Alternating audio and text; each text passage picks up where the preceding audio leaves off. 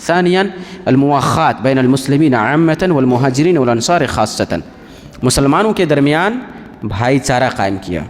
مواخات اخ سے ہے ماخوذ ہے نا، اخن من بھائی، اسی سے آخا یواخی مواخات، بھائی چارہ قائم کرنا۔ عام مسلمانوں کے درمیان اور مہاجرین اور انصار کے درمیان بھائی چارہ آپ نے پیدا کیا، قائم کیا۔ بھائی چارہ کا مطلب سمجھتے ہیں آپ لوگ نا؟ یعنی ایک دوسرے کو بھائی بھائی بنا دینا، بھائی چارہ کا مطلب جس طرح ہم اپنے بھائی سے محبت کرتے ہیں، اپنے سگے بھائی سے، اپنے باپ کے لڑکوں سے، اور ان کے غم اور ہم اور ان کی خوشی اور مسرت میں شریک ہوتے ہیں، اسی طرح سے ایک مسلمان کو دوسرے مسلمان کے لیے بھائی ہونا چاہیے، اس کے غم میں، اس کے ہم میں، اس کے درد میں، اس کی تکلیف میں شریک ہونا چاہیے، اس کی غربت میں، اس کے فقر و فاقہ میں، اس کی پریشانی میں شریک ہونا چاہیے، اس کی خوشی میں، اس کی مسرت میں، اس کی فرحت میں شریک ہونا چاہیے، اور آپسی تعاون کا جذبہ ہونا چاہیے۔ اور یہی اسلام کا جو یہ رابطہ ہے، رشتہ ہے، سب سے مضبوط رشتہ ہے۔ میں آپ لوگوں کو نہیں جانتا، لیکن اتنا جانتا ہوں کہ آپ لوگ مسلمان ہیں۔ یہ رشتہ ایسا ہے، اسلام کا، ایمان کا رشتہ، اس رشتے نے مجھے آپ لوگوں سے جوڑ دیا ہے، یا آپ لوگوں کو مجھ سے جوڑ دیا، یہی رشتہ۔ آپ ہندوستان کے ہیں، امریکہ چلے جائیں، کوئی مسلمان اگر مل جاتا ہے تو آپ کو خوشی ہوتی ہے کہ مسلمان مل گیا، کیوں؟ ایمان کا رشتہ ہے جس نے آپ دونوں کو جوڑ دیا ہے۔ آپ کسی بھی دنیا کے کونے میں چلے جائیں، ایک مسلمان اگر آپ کو نظر آتا ہے، داڑھی ٹوپی والا نظر آتا ہے، ایک متشرع انسان ملتا ہے، آپ کو لگتا ہے کہ یہ مسلمان ہے، اللہ اور اس کے رسول پر ایمان رکھتا ہے، تو آپ کو ایک انسیت سی ہو جاتی ہے، آپ سلام کرتے ہیں اور اس سے محبت پیدا ہو جاتی ہے۔ یہ اللہ رب العالمین نے سب سے مضبوط رشتہ بنایا ہے، یہ ایمان کے رشتے کو اور اسلام کے رشتے کو، تو یہ مواخات ہے۔ اور مثل المؤمنین فی توادہم وتراحمہم کمثل الجسد الواحد اذا اشتکى منه عضو تداعى له سائر الجسد بالسہر والحمى، او کما قال علیہ الصلوۃ والسلام، کہ مسلمانوں کی مثال آپسی تعاون میں، آپسی محبت اور پیار میں کیا ہے؟ ایک جسم کی مانند ہے۔ یہ پوری امت جو ہے ایک جسم کے مانند ہے، امت اسلامیہ، سارے مسلمان ایک جسم کے مانند ہے۔ ہمارے ایک جسم ہے، اور اس جسم میں بہت سارے اعضاء ہیں، ہمارے ہاتھ ہیں، انگلیاں ہیں، زبان ہے، ناک ہیں، آنکھ ہیں، سر ہیں، بہت سارے اعضاء ہیں۔ یہ امت اسلامیہ ایک جسم کے مانند ہے جس کے بہت سارے اعضاء ہیں۔ ہم لوگ افراد کیا ہیں؟ یہ اعضاء ہیں، اور یہ امت کیا ہے؟ ایک جسم ہے۔ جسم کے ایک عضو کو اگر کوئی تکلیف پہنچتی ہے تو پورا جسم اس تکلیف کو محسوس کرتا ہے۔ آپ کی انگلی کٹ جائے، پورا جسم ہل جاتا ہے۔ ایسا نہیں کہ صرف انگلی میں درد ہے، آنکھ سے آنسو جاری ہو جاتا ہے، ہوتا ہے کہ نہیں؟ پیر لڑکھڑانے لگتا ہے، جسم مزمحل ہونے لگتا ہے، پورا جسم اس درد کو محسوس کرتا ہے۔ اسی طرح سے اگر کسی ایک مسلمان کو تکلیف ہو رہی ہے اور آپ کو یہ بات پہنچ گئی کہ فلاں مسلمان کو تکلیف ہے، پریشانی میں ہے، تو آپ کا جسم ہل جانا چاہیے، آپ کو بھی وہ تکلیف محسوس کرنی چاہیے، تب جا کر آپ ایک مسلمان ہیں اور آپ کا ایمان مضبوط ہے اور آپ ایمان اور اسلام کے گویا تقاضے پر عمل کر رہے ہیں۔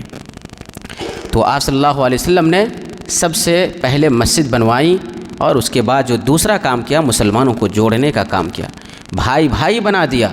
پہلے عرب کے لوگ مدینے میں بطور خاص، اوس و خزرج میں جنگیں ہوتی تھیں۔ وہ کل ہم نے پڑھا ہے نا کہ ہم ایسی قوم کو چھوڑ کر آئے ہیں کہ اس روئے زمین پر اس سے زیادہ خونخوار جھگڑالو اور فتنہ فساد برپا کرنے والا آپس میں کوئی ایسی قوم نہیں ہے۔ لیکن اگر آپ کی یہ دعوت ان کو پیش کرنے کے بعد وہ قبول کر لیتے ہیں وہ لوگ، تو میں سمجھتا ہوں کہ آپ سب سے معزز اور سب سے قوی ترین انسان وہاں بن جائیں گے۔ تو وہ آپس میں لڑتے تھے، جھگڑتے تھے، عداوت تھی، دشمنی تھی، محبت عنقا تھی، پیار مفقود تھا، آپسی تعاون اور آپسی محبت نام کی کوئی چیز موجود تھی ہی نہیں۔ چھوٹی چھوٹی چیزوں کو لے کر جھگڑتے رہتے تھے، دل کدورت سے بھرا ہوا تھا، نفرت سے بھرا ہوا تھا۔ لیکن اللہ کے رسول صلی اللہ علیہ وسلم نے جب اسلام کو پیش کیا، ایمان کی چاشنی پھر ان کے دلوں میں داخل ہوئی، اس کی مٹھاس کو محسوس کیا، تو وہ ساری قدورتیں بھول گئے، ساری نفرتیں بھول گئے، اور ان کے دلوں میں محبت پیدا ہو گئی، اور ایک دوسرے کے دکھ اور درد کو سمجھنے والی قوم بن گئی وہ قوم۔ تو اس لیے اللہ کے نبی صلی اللہ علیہ وسلم نے مواخات، بھائی چارہ قائم کیا، اور اس بھائی چارے کے بغیر کوئی معاشرہ ترقی نہیں کر سکتا۔ جہاں حسد ہو، جلن ہو، ایک دوسرے پر جلتے رہیں لوگ، وہ معاشرہ ترقی نہیں کرے گا۔ وہی معاشرہ زیادہ ترقی کرے گا جہاں حسد نہ ہو، ایک دوسرے کی ترقی سے آدمی خوش ہو، ایک دوسرے کے دکھ اور درد میں شریک ہو، وہ معاشرہ ترقی کرے گا، دنیاوی اعتبار سے بھی ترقی کرے گا، اور اخروی اعتبار سے بھی، یعنی ایمان کے اعتبار سے بھی وہ معاشرہ ترقی کرے گا۔ وہاں امن ہوگا، خوشحالی ہوگی، چین ہوگا، سکون ہوگا، سب کچھ ہوگا۔ لیکن جہاں حسد ہے، جلن ہے، بغض اور کینہ کپٹ ہے، وہاں پہ چین نہیں ملے گا، آپ کو سکون نہیں ملے گا، سوئیں گے تو سکون نہیں ملے گا، دن میں بھی آپ جگے ہوں گے پھر بھی سکون نہیں ملے گا۔ لیکن جہاں حسد نہیں ہے، پیار محبت کا ماحول ہے، وہاں آپ کو سکون ملے گا، چین ملے گا، اور جب زندگی میں چین اور سکون ہوگا تب آپ ترقی کر پائیے گا، یکسوئی کے ساتھ کوئی کام کر سکتے ہیں تبھی۔ اس لیے اللہ کے نبی صلی اللہ علیہ وسلم نے سب سے پہلے مواخات، بھائی چارہ قائم کیا۔ اس کے بعد دوسرا، کتابت وثیقت دستور۔ کسی بھی ملک کو چلانے کے لیے سماج، معاشرے میں ہر طرح کے لوگ ہوتے ہیں، ہر فطرت اور ہر مزاج کے لوگ ہوتے ہیں، سخت لوگ بھی ہوتے ہیں، نرم لوگ بھی ہوتے ہیں، اچھی فطرت والے ہوتے ہیں، بری فطرت کے لوگ ہوتے ہیں، شیطانیت بعض لوگوں کے اندر ہوتی ہے، تو اس لیے ایک آئین کی ضرورت ہوتی ہے، جو آئین، جو دستور لوگوں کو باندھ کے رکھے، اس کے مطابق چلیں گے تو اگر شیطان آپ کو بھڑکانے کی کوشش کرے گا تو وہ آئین آپ کے سامنے آڑے آ جائے گا، شیطان کی بات آپ نہیں مانیے گا، آپ اپنے نفس کو دبا لیجئے گا کہ ہم نے معاہدہ کیا ہوا ہے، ہمارے پاس ایک آئین ہے، نظام ہے، اس کوئی مخالفت نہیں کرنی ہے، اس لیے اپنے ضمیر کو دبا لیجئے گا۔ اس لیے ایک آئین کی بھی ضرورت پڑتی ہے۔ اس لیے اللہ کے رسول صلی اللہ علیہ وسلم نے مسلمانوں کے درمیان اور مسلمانوں اور یہودیوں کے درمیان جو مدینے میں آباد تھے، ایک آئین، ایک دستور تیار کیا، اور سب کو اس دستور کے مطابق عمل کرنے کی تلقین کی، اور سب لوگوں نے اتفاق کیا اور سارے لوگ راضی ہو گئے، تاکہ یہ جو مدینے کا جو نیا معاشرہ قائم ہونے جا رہا تھا، وہ معاشرہ آپس میں مربوط رہے اور آپس میں ایک دوسرے سے متصل ہوں، اور بغض، حسد، کینہ کپٹ اور دوسروں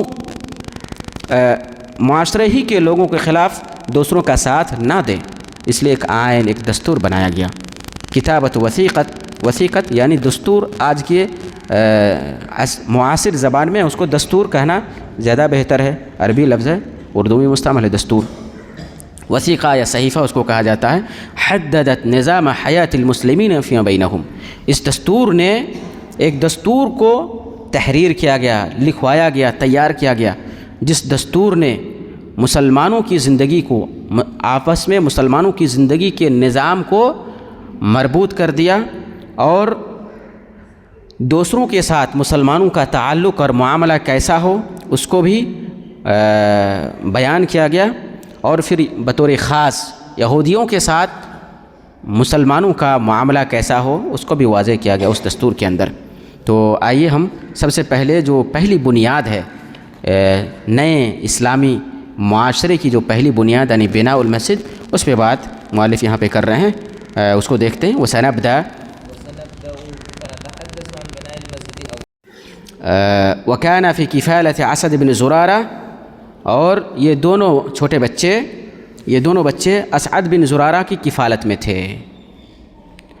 فسام رسول اللہ صلی اللہ علیہ وسلم فی، اللہ کے رسول صلی اللہ علیہ وسلم نے اس زمین کا بھاؤ تاؤ کیا، ریٹ معلوم کیا۔ فقالا، تو ان دونوں نے کہا، بل ناہبہ لک یا رسول اللہ، کہ اللہ کے رسول صلی اللہ علیہ وسلم ہم پیسے نہیں لیں گے، قیمت نہیں لیں گے، ہم یوں ہی ہدیہ کر دیں گے، ہبہ کر دیں گے اللہ کے لیے۔ تو اللہ کے رسول صلی اللہ علیہ وسلم نے کہا نہیں، انکار کیا اللہ کے نبی نے، یہاں تک کہ اللہ کے نبی صلی اللہ علیہ وسلم نے 10 دینار میں ان دونوں سے وہ زمین خرید لی۔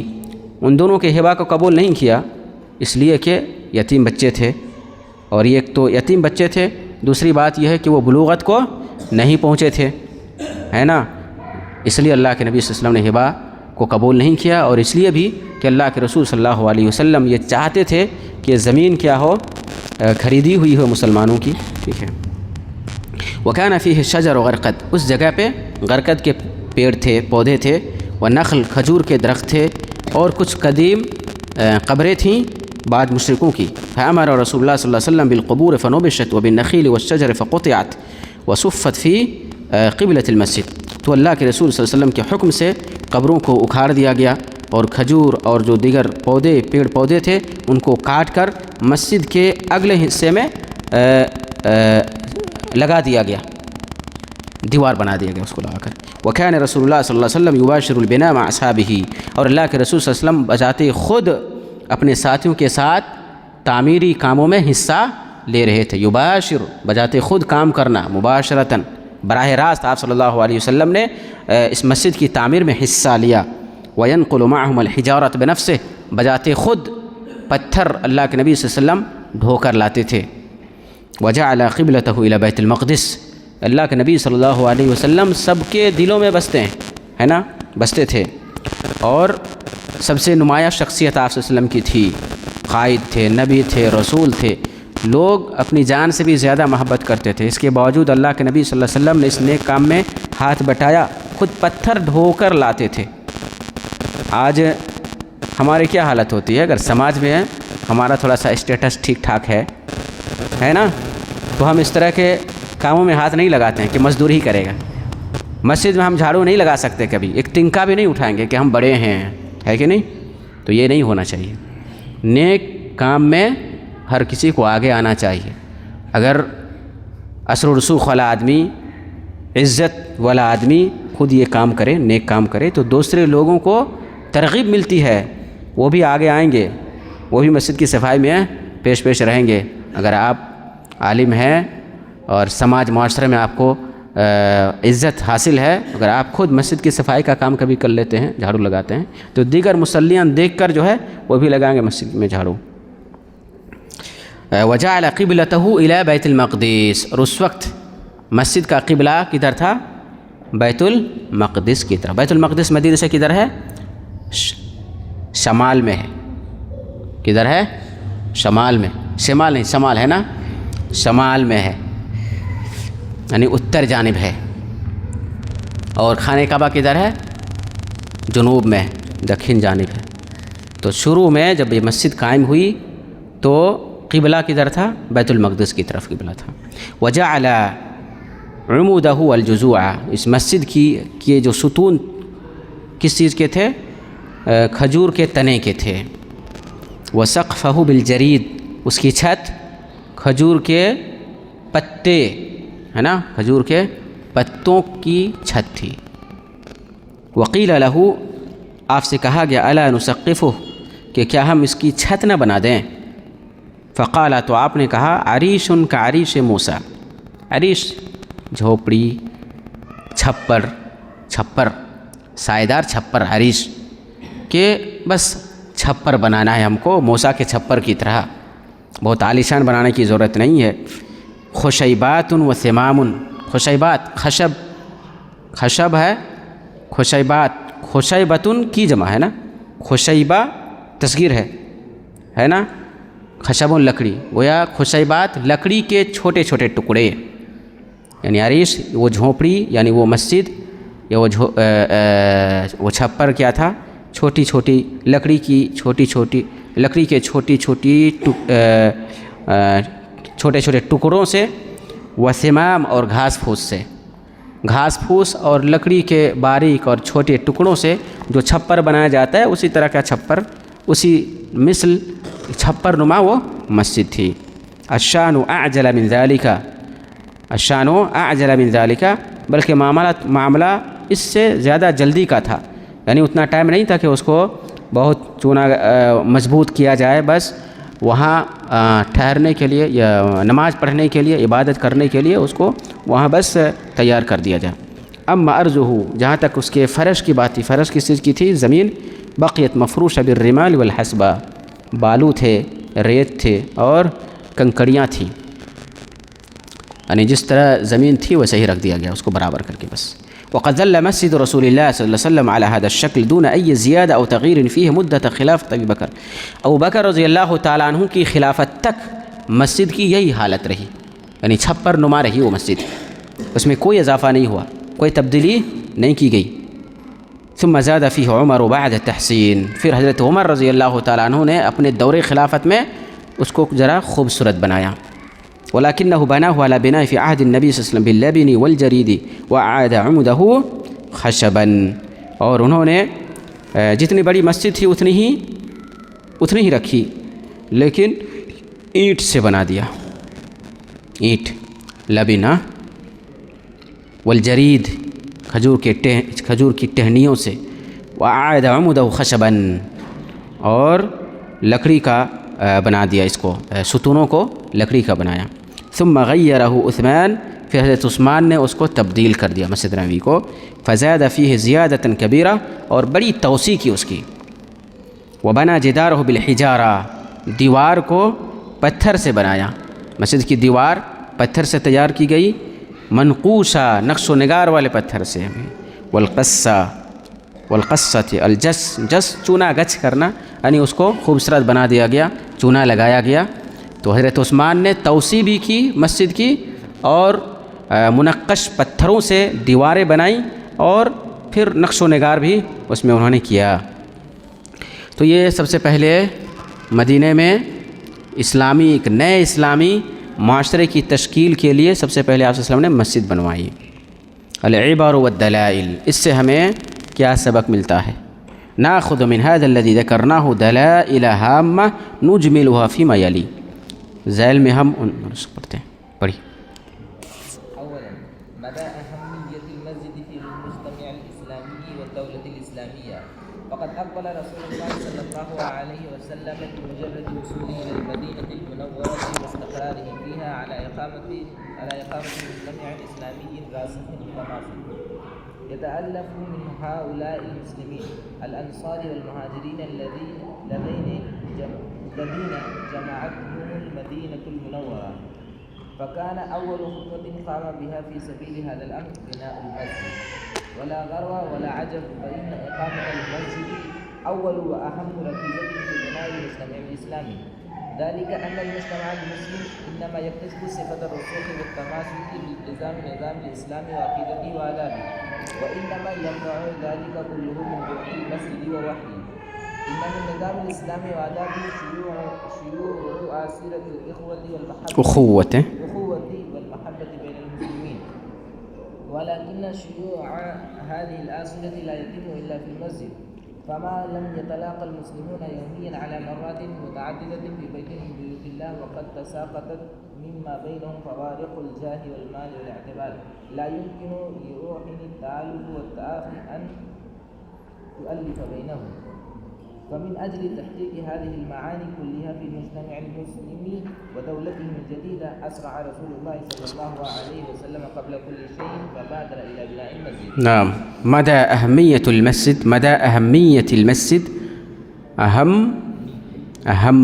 المسجد في المجتمع الإسلامي والدولة الإسلامية، اسلامی معاشرہ اور اسلامی حکومت میں مسجد کی اہمیت کا پتہ چلتا ہے۔ یعنی سب سے پہلے آپ نے مسجد بنوائی، مسجد کی اہمیت کیا ہے اور مسجد کا دور، اس کا کردار کیا ہے۔ اسی وجہ سے اللہ کے نبی صلی اللہ علیہ وسلم نے مسجد کے عظیم دور اور عظیم کردار کو دیکھتے ہوئے سب سے پہلے مسجد بنوائی ہے۔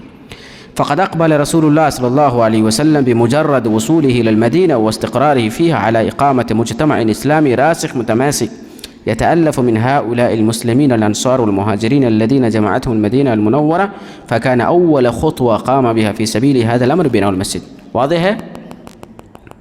یعنی سب سے پہلے مدینہ پہنچنے کے بعد آپ صلی اللہ علیہ وسلم نے جب ایک اسلامی معاشرہ کی تشکیل کرنا چاہا، ایسا معاشرہ جو لوگوں کو جوڑ کر رکھے، جہاں نفرت نہ ہو، عداوت نہ ہو، دوستی ہو، محبت ہو، تو سب سے پہلا کام جو آپ نے کیا، سب سے پہلا قدم جو اٹھایا، تو وہ کیا کام تھا؟ ایک مسجد کی تعمیر کا کام تھا۔ ولا غرو ولا عجب، اور اس میں کوئی تعجب اور حیرت کی بات نہیں ہے۔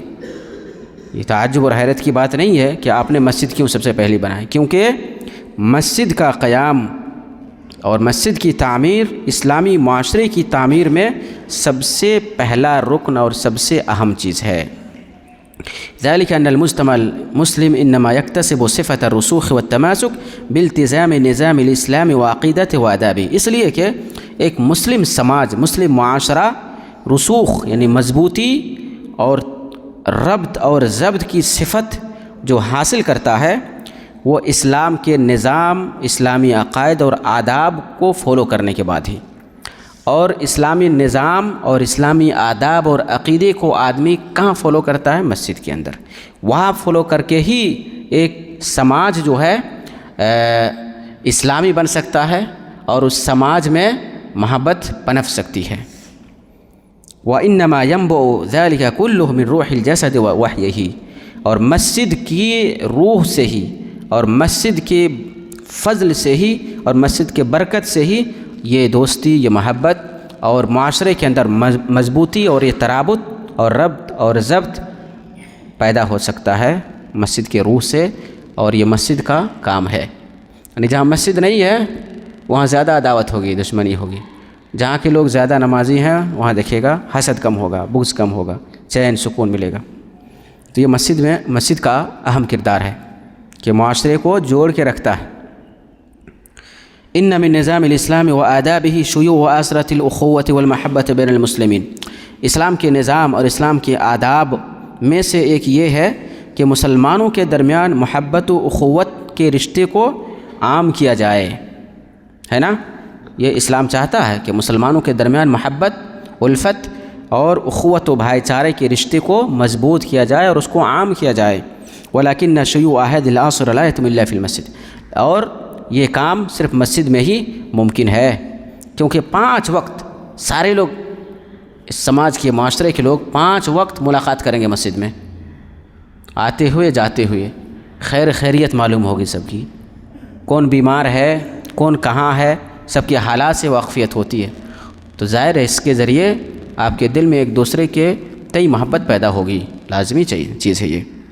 فما لم يتلاقى المسلمون يوميا على مرات متعددة في بيت من بيوت الله وقد تساقطت مما بينهم فوارق الجاه والمال والاعتبار، لا يمكن لروح التآلف والتآخي أن تؤلف، لا يمكن لروح التآلف والتآخي أن تؤلف بينهم۔ یہ کہنا چاہ رہے ہیں کہ مسلمان ڈیلی، روزانہ کئی مرتبہ اللہ کے ایک گھر میں ملیں اور ان کے درمیان جاہ، مال، منصب، اعتبار، اثر و رسوخ کے تمام معیارات ختم ہو جاتے ہیں۔ ایک امیر کے بغل میں غریب کھڑا ہوتا ہے کہ نہیں؟ صف بندی جب ہوتی ہے، یہ نہیں دیکھا جاتا ہے کہ یہ ایاز ہے اور وہ کون ہے، ایک ہی صف میں کھڑے ہو گئے محمود و ایاز، نہ کوئی بندہ رہا نہ کوئی بندہ نواز۔ تو یہ اسلام کی خوبی ہے کہ محمود اور ایاز، مالک اور غلام، حاکم اور محکوم ایک ہی صف میں کھڑے ہو جاتے ہیں۔ کل ہی ایک ویڈیو میں دیکھ رہا تھا، اس میں یہ تھا مسجد نبوی میں افطاری کا خوشنما منظر ہے اور لوگ افطاری کے لیے بیٹھ رہے ہیں۔ اتنے میں ایک جگہ ایک مزدور ہندوستان کا، پاکستان کا یا بنگلہ دیش کا یا نیپال کا تھا، پھٹے پرانے کپڑے میں، بوسیدہ کپڑے میں ایک جگہ بیٹھا ہے۔ وہ جگہ دراصل شاہی خاندان کے ایک آدمی کے بیٹھنے کی جگہ ہے، وہ آ کے بیٹھتے، اور وہ محمد سلمان جو ملک ہیں ابھی، ان کے صاحبزادے ہیں۔ وہ آ کے وہاں بیٹھے، بغل میں وہ مزدور بیٹھا تھا، تو دیکھا بڑی شان و شوکت والا آدمی ہے، کئی لوگ ان کے آگے پیچھے ہیں، تو وہ اس جگہ سے تھوڑا کھسکنے لگا تو اس نے اشارہ کیا، نہیں بغل میں بیٹھو، یہ اسلام ہے۔ یہ کیا ہے؟ اسلام ہے۔ یہ صرف اسلام کے اندر، مسلمانوں کے اندر یہ چیز پائی جائے گی، دوسروں کے یہاں یہ چیز نہیں ہے۔ تو اگر جہاں کوئی فرق نہیں ہوتا ہے، امیری غریبی کا کوئی فرق نہیں ہوتا ہے، جاہ و منصب کا کوئی فرق نہیں ہوتا ہے، تو اور دن میں اس طرح سے 5 مرتبہ لوگ ملتے ہیں، ملاقات کرتے ہیں۔ اگر اس عمل کے کرنے کے باوجود اگر آپ کے درمیان الفت محبت نہیں پیدا ہوتی ہے تو پھر کوئی ایسی چیز ہے ہی نہیں جو آپ کے درمیان الفت اور محبت پیدا کر سکے۔ یعنی اسلام یہ چاہتا ہے کہ آپ کے درمیان الفت محبت پیدا ہو۔ یعنی نماز کا ایک اہم مقصد یہ ہے کہ ہم لوگ سب مل جل کر رہیں، امیری غریبی کا فرق مٹ جائے، منصب اور غیر منصب کا فرق ختم ہو جائے، حسین اور قبیح، خوبصورت اور بدصورت کا امتیاز ختم ہو جائے، یہ ہم سب چاہتے ہیں، اسلام یہی چاہتا ہے۔ اگر نماز 5 وقت پڑھنے کے باوجود بھی آپسی محبت نہیں پیدا ہوتی ہے، ایک دوسرے کے خلاف سازشیں رچتے رہتے ہیں، دلوں میں کدورتیں بھری ہوئی ہیں، نفرت اور عداوت کی چنگاریاں جل رہی ہیں، تو سمجھ جائیے کہ نماز آپ کے کام کی نہیں ہے، نماز کا جو مقصد ہے وہ مقصد حاصل نہیں ہو رہا ہے۔ فمن أجل تحقيق هذه المعاني كلها في مجتمع المسلمين ودولتهم الجديدة أسرع رسول الله صلى الله عليه وسلم قبل كل شيء فبادر إلى بناء المسجد۔ انہی روحانی معانی، انہی روحانی جذبات کی تکمیل یا بروئے کار لانے کے لیے مسلم معاشرے میں اور نئی حکومت میں اللہ کے رسول صلی اللہ علیہ وسلم نے سب سے پہلے مسجد بنانے کا کام کیا۔ دوسرا، اس لیے آپ لوگ بھی، ہم لوگوں کو بھی یہ کوشش کرنی چاہیے کہ کسی سماج اور معاشرے میں، مسلم سماج اور معاشرہ اگر کوئی ہے اور وہاں مسجد نہیں ہے تو مسجد بنوانے کا کام کریے آپ، جھوپڑی ہی صحیح۔ اگر آپ کہیں سے کوئی مسجد کا انتظام کر سکتے ہیں، پختہ مسجد کا، تو اچھی بات ہے، ورنہ جھوپڑی ہی صحیح، 5,000 6,000 10,000 میں جو ہو جائے، جھوپڑی ہی صحیح، ایک مسجد ضرور تعمیر کروائیے۔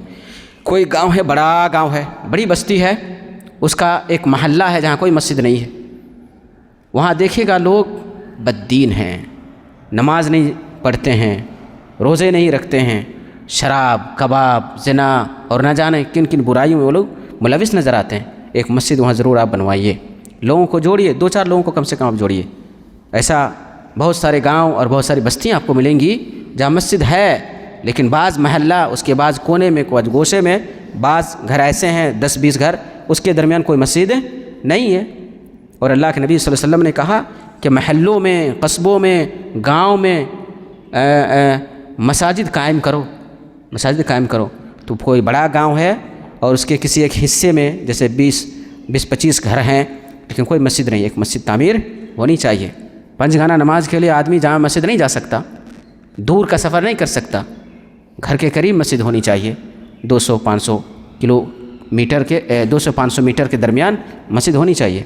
تو یہ گاؤں میں کئی مسجدیں ہونی چاہیے 5 گانا نماز کے لیے۔ اس لیے اگر کوئی ایسا گاؤں ہے، ایسی بستی ہے، تو ہم سب کو، ہم لوگ مسئول ہیں اللہ رب العالمین کے سامنے، یہ سب ہم پڑھتے ہیں، تو اس کو اپلائی کون کرے گا؟ ہم ہی لوگ کریں گے نا۔ سماج معاشرے میں اگر کوئی مسجد نہیں ہے تو وہاں کے لوگوں سے بات چیت کر کے زمین فراہم کرائیے، پھر اس کے بعد جھوپڑی ہی صحیح ایک مسجد تعمیر ضرور کروائیے۔ یہ مسجد لوگوں کو دین سے بھی جوڑ کے رکھتی ہے اور لوگوں کے درمیان محبت بھی پیدا کرنے کا یہ اہم سبب ہے۔ جی، حکم التعامل، حکم التعامل مع من لم يبلغ سن الرشد من الاطفال والایتام، حکم التعامل مع من لم يبلغ سن الرشد من الاطفال والایتام، جو بچے سن رشد کو نہیں پہنچے ہیں، سن تمیز کو نہیں پہنچے، یعنی چھوٹے بچے ہیں، ابھی عقل و شعور کی عمر کو نہیں پہنچے ہیں، یا یتیم بچے ہیں، ان کے ساتھ کس طرح کا معاملہ کیا جانا چاہیے، رحم و کرم کا معاملہ کیا جانا چاہیے۔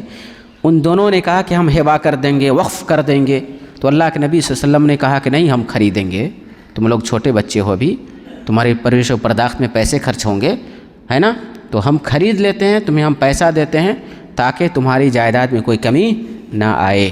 تو چھوٹے بچوں کے ساتھ معاملہ رفق کا ہونا چاہیے، محبت کا ہونا چاہیے۔ جی، استدل بعض الفقهاء وهم الحنفية بهذا الحديث على صحة تصرف غير البالغ، ووجه الدلالة على ذلك أن النبي صلى الله عليه وسلم اشترى الغربة من الغلامين اليتيمين بعد أن ساومهما ولو لم يصح تصرفهما لما اشترى منهما۔ جی، یہاں پہ اس واقعے سے یعنی اللہ کے نبی صلی اللہ علیہ وسلم نے 2 یتیم بچوں سے زمین، مسجد کے لیے زمین خریدی۔ اس واقعے سے بعض فقہا نے استدلال کیا ہے، اور وہ احناف ہیں، کہ غیر بالغ یعنی جو بچہ بھی بالغ نہیں ہوا ہے، بلوغت کو ہم کیسے جانتے ہیں، کیسے سمجھ میں آئے کہ یہ بالغ ہوا کہ نہیں ہوا ہے؟ کوئی علامتیں ہیں اس کی، ہے نا، یعنی ایک اس کی علامت یہ ہے کہ زیر ناف بال آ جائے، یہ ایک علامت یہ ہے۔ دوسری چیز یہ ہے کہ وہ خواب دیکھنے لگے، جنسی میلان اس کے اندر پیدا ہو اور خواب دیکھے، احتلام اس کو کہتے ہیں احتلام ہو. اور ایک علامت کیا ہے کہ 15 سال کی، گرچہ مختلف ہی ہے، 15 سال کی عمر کو وہ پہنچ جائے. اور اگر لڑکی ہے تو اور ایک کہ حیض آنا شروع ہو جائے. تو یہ بلوغت کی علامتیں ہیں. کرے جو بالغ نہیں ہے، خواہ عورت ہو یا مرد، اگر بالغ نہیں ہے، بچہ ہے، بلوغت سے پہلے اس بچے کے تصرف کی صحت پر اس حدیث سے احناف نے استدلال کیا کہ وہ بچے تھے، ابھی 10 سال سے کم عمر تھی ان کی، اور ان دونوں نے زمین بیچا. اللہ کے نبی صلی اللہ علیہ وسلم نے ان دونوں سے زمین خریدی. تو اس بات پہ دلالت کرتا ہے یہ واقعہ کہ بچوں کے ساتھ خرید و فروخت کرنا، معاملہ کرنا، تصرف کرنا جائز ہے. یہ احناف نے استدلال کیا اس قصے سے. یہ جمہور اہل علم اس کے قائل نہیں ہے کہ بچوں سے خرید و فروخت کیا جائے، کیونکہ وہ سن شعور کو نہیں پہنچے. اس لیے وجہ الدلالہ علی ذلک، اور وجہ الدلالہ یہ ہے کہ نبی صلی اللہ علیہ وسلم نے 2 یتیم بچوں سے اس جگہ کو خریدا. بعد ان ساومہما، بھاؤ تاؤ کیا اللہ کے نبی نے ان دونوں سے. اس کے بعد وَلَوْ لَمْ تَصِحْ تَصَرُّفُهُمَا لَمَا اشْتَرَىٰ مِنْهُمَا، اگر ان دونوں یتیم چھوٹے بچوں کا تصرف، خرید و فروخت درست نہیں ہوتا تو اللہ کے نبی صلی اللہ علیہ وسلم ان دونوں سے نہیں خریدتے. تو اس دلال تو ٹھیک ہے، ٹھیک نظر آتا ہے نا بظاہر.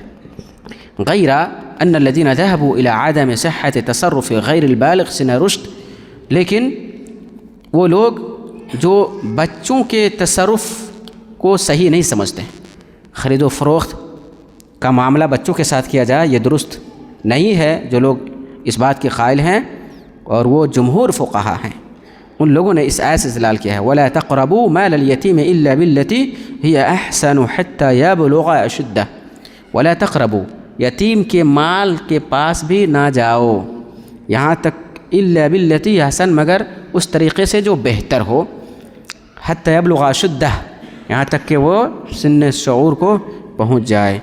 اما حدیث شراء المربد فیجاب عنہ بجوابین، جہاں تک اس مسجد کے لیے ان دونوں یتیم سے اس زمین کو خریدنے کی والی حدیث کی بات ہے تو 2 جواب دیا گیا، یعنی جمہور نے جواب دیا ہے، احناف کو جواب دیا ہے جمہور نے. احناف نے کیا کہا کہ غیر بالغ کے ساتھ خرید و فروخت کرنا جائز ہے. جمہور کہتے ہیں جائز نہیں ہے. جائز نہیں ہے تو پھر اس واقعے کا کیا جواب دیجیے گا؟ احناف نے جواب طلب کیا تو جمہور نے جواب دیا. کیا جواب دیا؟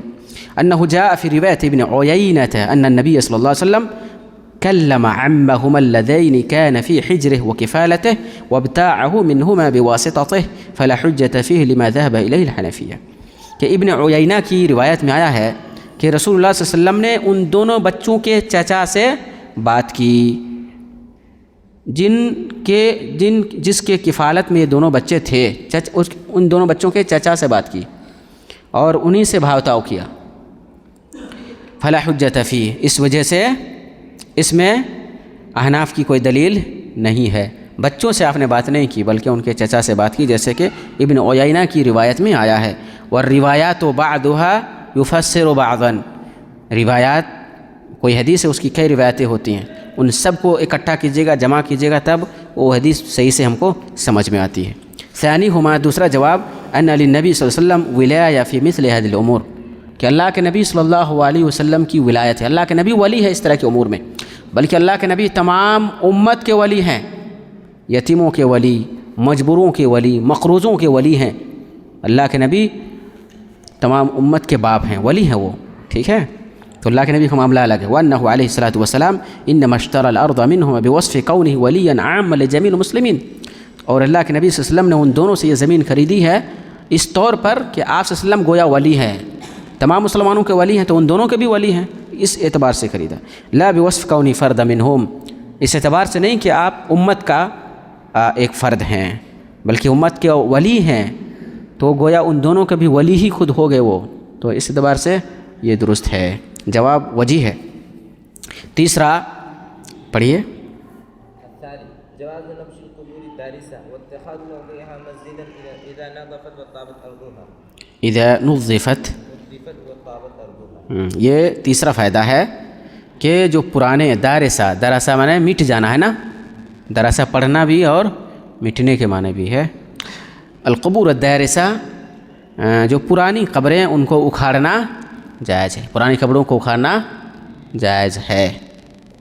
واتخاذ موضع مسجدا، قبرستان کو مسجد بنانا جائز ہے جب وہاں کی قبریں ہٹا دی جائیں، ہڈیاں وہاں سے منتقل کر دی جائیں، اذا نظفت، جب اس جگہ کو صاف کر دیا جائے اور پھر اس جگہ پاک صاف ہو جائے تو وہاں مسجد بھی بنوایا جا سکتا ہے۔ چوتھا حکم تشیید المساجد ونقشها وزخرفتها، والتشييد أن تقام عمارة المسجد بالحجارة وشبهها مما يزيد في قوة بنائه ومتانة سقفه وأركانه، والنقش والزخرفة ما جاوز أصل البناء من شتى أنواع الزينة۔ جی یہ چوتھا فائدہ ہے حکم تشیید المساجد، مساجد کو اچھے ڈھنگ سے بنانے کا حکم، مساجد کو مضبوط بنانے کا حکم، ونقشها وزخرفتها، نقش و نگار کرنا، اس کو خوبصورت بنانے کا حکم کیا ہے۔ والتشیید، تشیید کس کو کہتے ہیں؟ ان تقام عمارت المسجد بالحجارہ، مسجد کو پتھر سے بنوانا، یعنی جیسے یہ پختہ مسجد ہے، یہ تشیید ہے۔ سید المسجد، سید المدیر مسجد هذه المدرسہ۔ وشبہہا، پتھر یا پتھر جیسی دیگر چیزوں سے مسجد کو مضبوط بنانا، پختہ بنانا۔ مما یزید، جو مسجد کی عمارت میں قوت کا ذریعہ بنے، سبب بنے، اور اس کی چھت مضبوط رہے اور اس کے ستون مضبوط ہوں۔ یہ اگر پھوس کی مسجد ہوتی تو اتنی مضبوط تو نہیں ہوتی، اب بھی مضبوط ہے ماشاءاللہ، اینٹ گارے سے، سیمنٹ اور ماربل اور پتھر سے اس کو بنایا گیا ہے، تو یہ کیا ہے؟ تشیید ہے، تشیید المسجد اس کو کہیں گے۔ والنقش والزخرفہ، نقش اور زخرفہ کیا ہے؟ اس میں نقش زخرفہ نہیں ہے نہیں ہے، نقش و نگار نہیں ہے۔ زیادہ سے زیادہ آپ یہ کہہ سکتے ہیں کھڑکی پر جو وہ لگایا گیا ہے وہ نقش ہے تھوڑا سا ہلکا، لیکن عام طور پر مسجد میں نہیں ہے ماشاءاللہ، مسجد کو جیسے ہونی چاہیے اسی طرح ہے۔ بعض مساجد میں دیکھیے گا کہیں اللہ لکھا ہوا ہے، پورے نقش و نگار کے ساتھ سجا کے، کہیں رسول اللہ لکھا ہے، محمد لکھا ہوا ہے، کہیں اور پھول ہے، کہیں کچھ ہے، تو وہ کیا ہے؟ نقش و نگار ہے۔ وہ یا تو حرام ہے یا مکروہ ہے۔ بعض فقہا، بعض علماء اس کو حرام کہتے ہیں، بعض اس کو مکروہ کہتے ہیں۔ اقرب یہ ہے کہ وہ حرام ہے۔ اللہ کے نبی صلی اللہ علیہ وسلم نے منع فرمایا ہے مسجدوں کو خوبصورت بنانے سے، کیونکہ مسجد اگر مزخرف ہے، بہت خوبصورت ہے، نقش و نگار بہت زیادہ ہے، تو دھیان بھٹک جائے گا اس کو دیکھ کے، نماز کی حالت میں دھیان بھٹکے گا، بار بار اسی طرف، اسی نقش و نگار کی طرف، خوبصورتی کی طرف اور مسجد کے حسن اور اس کے جمال کی طرف دھیان چلا جائے گا، تو نماز میں خضوع جاتا رہے گا۔ تو والنقش والزخرف ما جاوز اصل البناء من شتى انواع الزینہ، زینت کے اقسام میں سے اصل بنا، مسجد تعمیر ہو گئی، اس کے اوپر جو آپ کام کر رہے ہیں نا وہ زخرفہ ہے۔ تو مجھے نہیں لگتا کہ یہ پلستر، پینٹنگ یہ زخرفہ ہے، یہ اصل بنا ہے، لیکن اس کے اوپر جیسے قمقمے لگا دینا جگہ جگہ، یہ نقش ہے، یہ زخرفہ ہے، لائٹنگ ہو چاروں طرف، یہ زخرفہ ہے۔ فاما التشیید، اس کا حکم کیا ہے؟ التشیید فقد اجازہ واستحسنہ العلماء، جہاں تک تشیید کی بات ہے، یعنی مسجد کو مضبوط بنانے کی بات ہے، تو بعض علماء نے اس کو صرف جائز ہی نہیں بلکہ اس کو مستحسن عمل قرار دیا، اچھا عمل قرار دیا، بدلیل ما فعلہ عمر و عثمان، اور اس کی دلیل عمر رضی اللہ تعالیٰ عنہ اور عثمان رضی اللہ تعالیٰ عنہ کا عمل ہے کہ مسجد نبی کو انہوں نے خوبصورت بنایا، مضبوط بنایا، من اعادت بناء مسجد ہی، کہ مسجد نبی کو از سر نو انہوں نے تعمیر کروائی۔ واما النقش و زخرفہ، جہاں تک نقش اور زخرفہ یعنی نقش و نگار کی بات ہے تو تمام علماء اس بات پر متفق ہے کہ یہ چیز کیا ہے؟ مکروہ ہے۔ اب یہ مکروہ تحریمی ہے یا مکروہ تنزیہی ہے، اس میں اختلاف ہے۔ ثم هم فی ذلک بین محرم و مکرہ کراہۃ تنزیہ، پھر مکروہ ہونے پر سارے لوگ متفق ہونے کے بعد کچھ اختلاف یہ ہوا کہ یہ مکروہ تو مکروہ تحریمی ہے یا مکروہ تنزیہی ہے۔ غیر ان الذین قالوا بالحرمہ والذین قالوا بالکراہہ اتفقوا على انه يحرم صرف المال الموقوف لعمارة المساجد على شيء من الزخرفة والنقش، لیکن جو لوگ زخرفہ اور نقش و نگار کو حرام کہتے ہیں یا جو مکروہ کہتے ہیں، دونوں طرح کے لوگ اس بات پر متفق ہیں کہ مسجد کے لیے جو مال خاص ہے، جو اوقاف ہیں، اوقاف کی چیزیں، اوقاف کے پیسے زخرفہ نقش و نگار میں نہیں لگا سکتے۔ مسجد تعمیر کی جا سکتی ہے، مسجد ٹوٹ رہی ہے اس کو درست کیا جا سکتا ہے مسجد کے خاص مال سے۔ جیسے یہ مسجد ہے، کسی نے اس مسجد کے نام پہ 10 بیگھہ زمین وقف کر دی، اس زمین سے فائدہ آ رہا ہے کہ نہیں؟ پیسے آ رہے ہیں، اس پیسے کو اس مسجد کے زخرفہ کے لیے یا اس مسجد کے نقش و نگار کے لیے، اس کے حسن اور جمال کو بڑھانے کے لیے استعمال نہیں ہو سکتا ہے، اس پر اتفاق ہے۔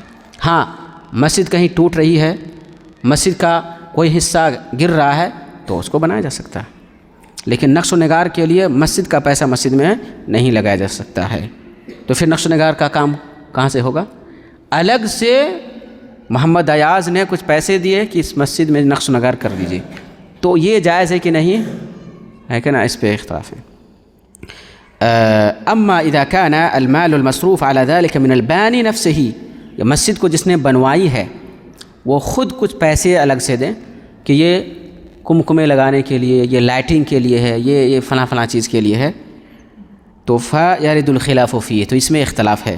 وقد ذكر الزركشي نقلا عن الامام البغوی، امام زرکشی نے امام بغوی سے نقل کرتے ہوئے کہا کہ لا يجوز نقص المسجد من غلة الوقف، وقف کے غلے سے، اناج سے، پیسے سے مسجد کا نقش و نگار کرنا جائز نہیں ہے۔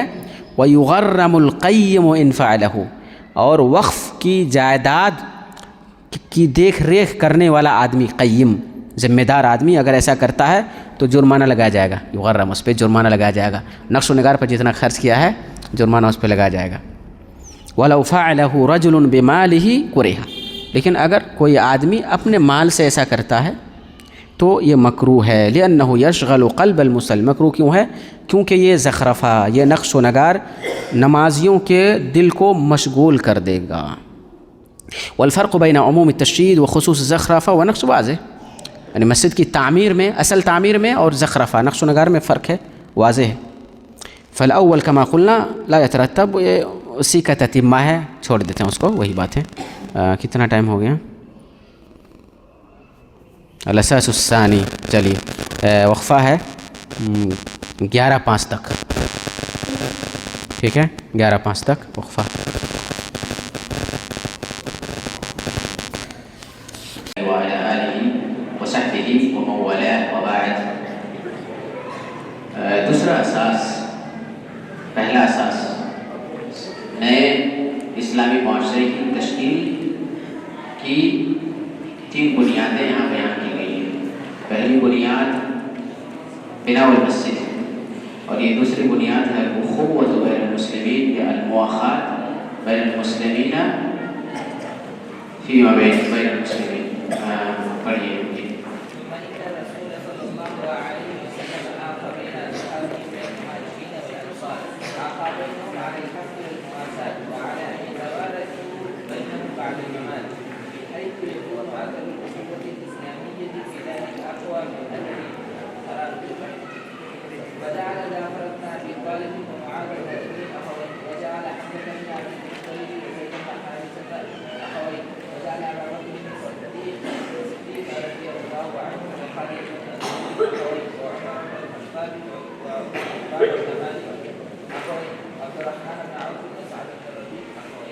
جی، اساس الثانی، دوسری بنیاد نئے مدنی اسلامی سماج اور سوسائٹی اور معاشرے کی جو دوسری بنیاد ہے وہ ہے اخوۃ بین المسلمین، مسلمانوں کے درمیان بھائی چارہ، اخوت۔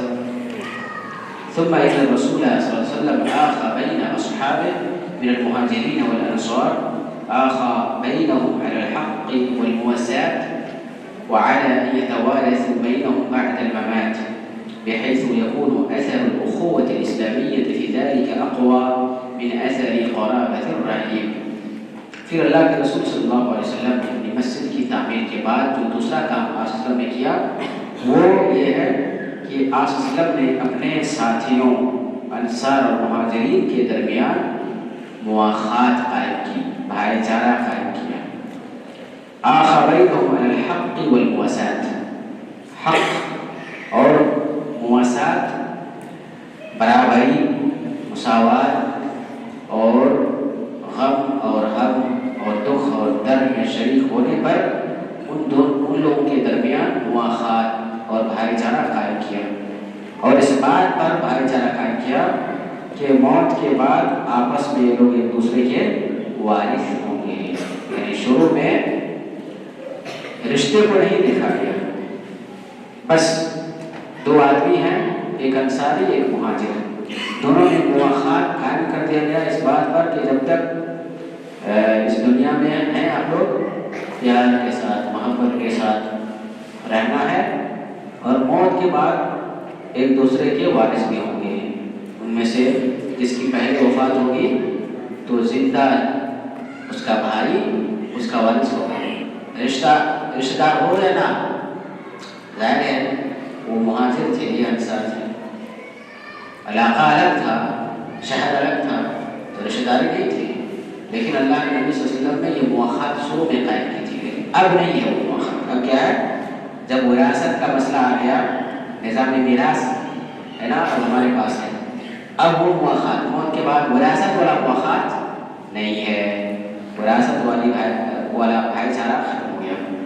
بحيث يكون اثر الاخوه الاسلاميه في ذلك اقوى من اثر قرابه الرحم، بھائی طور کہ یہ اسلامی اخوت کا جو اثر ہے وہ رشتہ داری کے اثر سے کہیں زیادہ مضبوط تھا۔ چنانچہ آپ صلی اللہ علیہ وسلم نے جعفر بن ابی طالب اور معاذ بن جبل کو بھائی بھائی بنا دیا، ان دونوں کے درمیان مواخات قائم کیا۔ حمزہ اور زید بن حارثہ ان دونوں کو بھائی بھائی قرار دیا، ابو بکر صدیق اور خارجہ بن زہیر کو بھائی بھائی قرار دیا، عمر اور اتبان بن مالک کو کے درمیان بھائی چارہ قائم کیا، اور عبد الرحمن اور سعد بن ربیع کے درمیان بھائی چارہ قائم کیا۔ العبار والدلائل، جیسے شروع میں نے بتایا کہ اس مواخات، اس اخوت اور بھائی چارہ کے بغیر کوئی بھی سماج مربوط نہیں ہو سکتا، مضبوط نہیں ہو سکتا، اس لیے اللہ کے نبی صلی اللہ علیہ وسلم نے اس سماج کی ایک بنیاد، ایک ستون اور ایک رکن بھائی چارہ کو قرار دیا۔ وهذا هو الأساس الثاني الذي اعتمده رسول الله صلى الله عليه وسلم في سبيل بناء المجتمع الإسلامي والدولة الإسلامية، وإن أهمية هذا الأساس تظهر في الجوانب التالية۔ اس بھائی چارہ، اس مواخات، اس اخوت کی بنیاد کی اہمیت کیا ہے، تو آگے آپ دیکھیں پڑھی۔ اولا أي دولة لا يمكن أن تنهض وتقوم إلا على أساس من وحدة الأمة والتسامح، ولا يمكن لكل من الوحدة والتسامح أن يتم بغير عامل التعاون والمحبة المتبادلة، فكل جماعة لا تؤلف بينها ألسنة المودة والتآخي حقيقية لا يمكن كيف نقرأ؟ فكل جماعة لا تؤلف بينها أسرة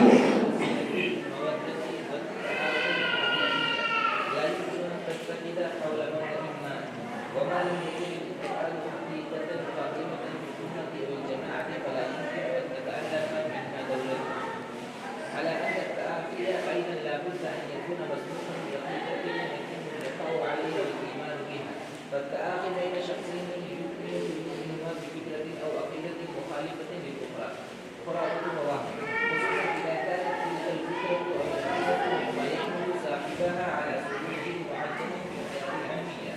ومن أجل ذلك فقد جعل رسول الله صلى الله عليه وسلم أساس الأخوة التي جمع عليها عقيدة أصحابه، العقيدة الإسلامية التي جاءهم بها من الله، والتي تضع الناس كلهم في نصاب العبودية الخالصة لله تعالى دون الاعتبار للعبادة بالأفعال التقوى والعمل الصالح، إذ ليس من المتوقع أن يسود الإخاء والتعاون والإيمان بين أناس شتت من العقائد والأفكار المختلفة، فأصبح المؤمن ملكا لأنانيته وعقيدته وأهوائه۔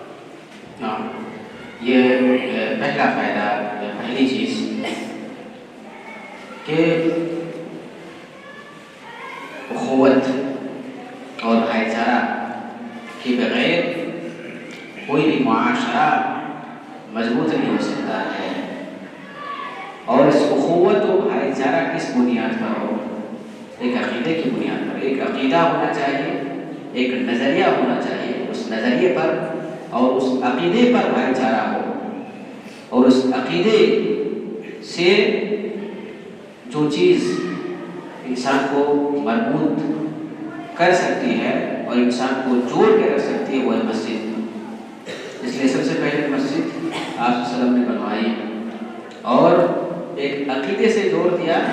وہ عقیدہ کیا ہے کہ ہم اللہ کے ہیں، اللہ کی عبادت کرنا ہے ہمیں، عبودیت یعنی اللہ کی عبادت ہے، اللہ کی عبادت اور اللہ کی غلامی اور اللہ کے سامنے سر تسلیم خم کر دینا، یہ عقیدہ ہمارا اور اس کے اس عبودیت کو کرنے کی ایک جگہ متعین کر دی گئی ہے اسلام کی طرف سے، وہ ہے مسجد۔ تو عبودیت اور تدلل الہی اور اللہ کی غلامی اور اللہ کے سامنے سر تسلیم خم کر دینے کا جو عقیدہ ہے اس کو پہلے مضبوط کیا گیا، ایک عقیدہ دے دیا گیا لوگوں کو پہلے، کیونکہ انسان کے اندر جو عقیدہ ہوتا ہے اسی عقیدے کی بنیاد پر وہ لڑائی کرتا ہے، جنگ کرتا ہے، مر مٹتا ہے، اس کے لیے سب کچھ کرتا ہے، اور وہی دراصل سب سے مضبوط محرک ہوتا ہے دل کے اندر عقیدہ، آستھا۔ یہ عقیدہ اور آستھا ہی ہے کہ انسان کو مر مٹنے پر آمادہ کرتا ہے۔ کوئی بھی عقیدہ ہو کسی انسان کے پاس، آپ مسلمان ہیں، اسلامی عقیدہ آپ کے پاس ہے، اللہ کی عبادت کا عقیدہ ہے، اللہ کے سامنے جھکنے کا عقیدہ ہے۔ جو غیر مسلم ہیں ان کے پاس مختلف نظریات ہیں، مختلف عقائد ہیں، وہ بھی ان عقائد کی حفاظت کرتے ہیں اور ان عقائد پر اپنی زندگی گزارتے ہیں اور ان عقائد کے مطابق وہ اس دنیا میں اپنے شب و روز گزارتے ہیں اور اس کے لیے مر مٹتے ہیں، جنگیں کرتے ہیں، لڑائی کرتے ہیں۔ تو یہ اس لیے عقیدہ کو پہلے آپ نے مضبوط کیا اور عقیدے سے جوڑے رکھنے کے لیے مسجد سب سے پہلے آپ نے بنوائی۔ یعنی آپ اسلام کی تعلیمات پر غور کریے تو آپ کو اسلام کی حقیقت، اس کی سچائی، اس کی صداقت سمجھ میں آئے گی، اور یہ تمام ادیان اور مذاہب سے سب سے مضبوط اور سب سے عمدہ، سب سے افضل، اور یہ کہ یہ اللہ کی طرف سے ہے، یہ بات سمجھ میں آ جائے گی کہ پہلے عقیدے سے اللہ کے رسول صلی اللہ علیہ وسلم نے مسلمانوں کو جوڑ دیا کہ عقیدہ بس یہ ہے کہ ہم صرف اللہ کے بندے ہیں اور اسی کی عبادت کرتے ہیں، اس کے علاوہ کوئی اور نہیں کرتے۔ اس کے لیے مسجد بنا دی گئی، وہاں جا کر آپ اس عقیدے کا اظہار کریے۔ اس کے بعد اخوت و بھائی چارہ، یعنی اللہ سے آپ کا رشتہ مضبوط ہو جائے، تمام سماج کے افراد کا رشتہ اللہ سے مضبوط ہو جائے مسجد کے ذریعے۔ اس کے بعد بندوں کے آپسی معاملات یہ بھی مضبوط ہونے چاہیے، جیسے آپ کا رشتہ اللہ سے مضبوط ہے اس کے لیے مسجد بنا دی گئی، اب آپ کے آپسی معاملات یہ بھی مضبوط ہونے چاہیے، تب یہ معاشرہ مربوط معاشرہ ہوگا، متماسک اور مضبوط قسم کا معاشرہ ہوگا۔ اس لیے یہ دوسری جو بنیاد ہے معاشرے کی، اخوت و بھائی چارے کو بنا دیا گیا، اور اس کے لیے عقیدہ پہلے سے اسلامی عقیدے پر اس بھائی چارے کی بنیاد پڑی۔ اس کا خلاصہ یہی ہے، ترجمہ کیا جائے، آگے بڑھیے، تھوڑا زیادہ ہم لوگ کو پڑھ رہا ہے، ٹھیک ہے؟ جو میں نے بتایا اس پیراگراف کا خلاصہ ہے۔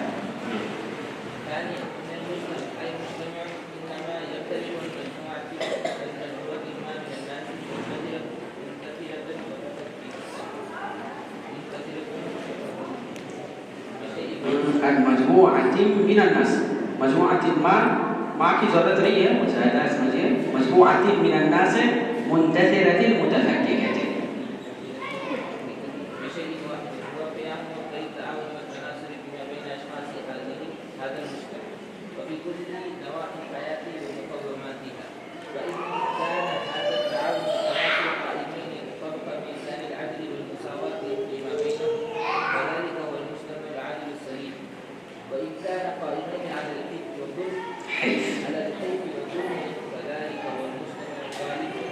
جی، ایک سماج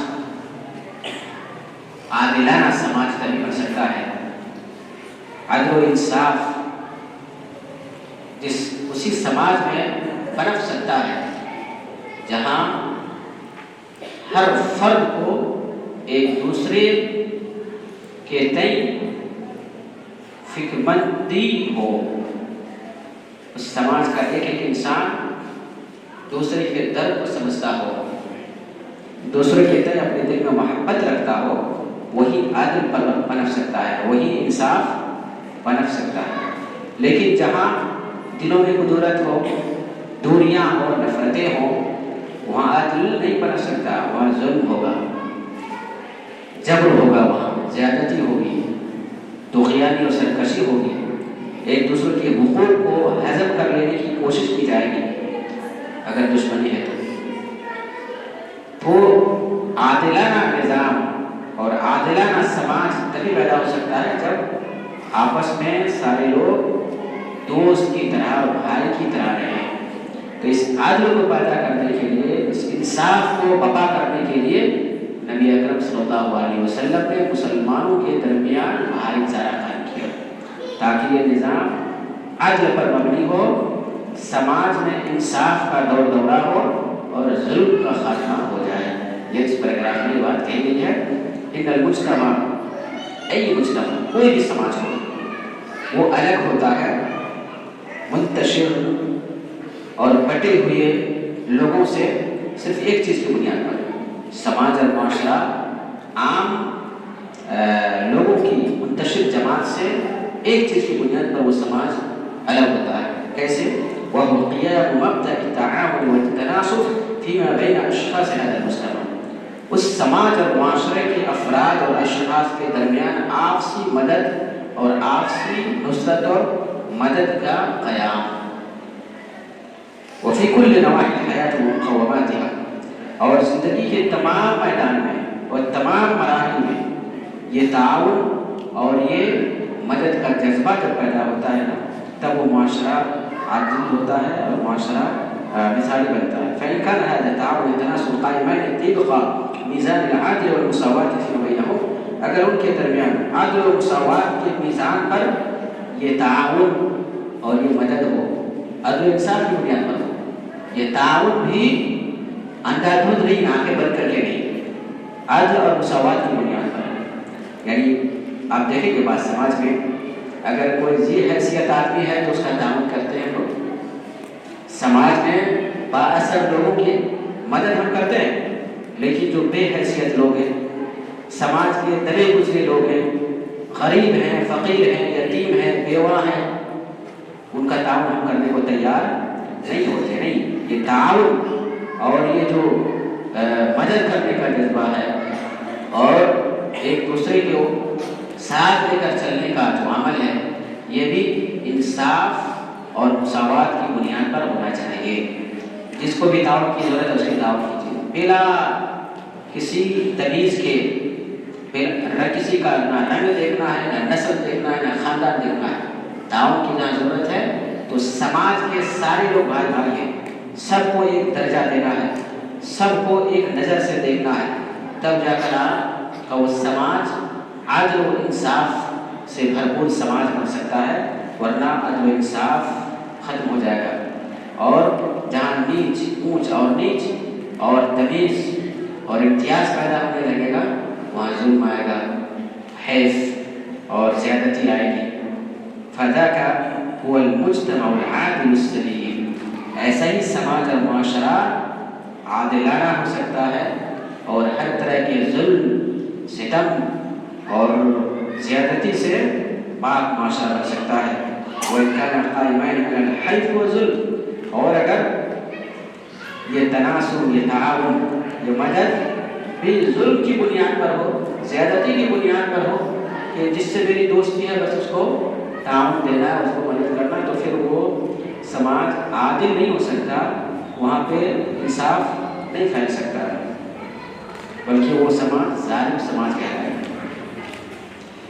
الحمدللہ یہ تیسری بنیاد ہمیں پڑھ لی, یہ دوسری پڑھ لی.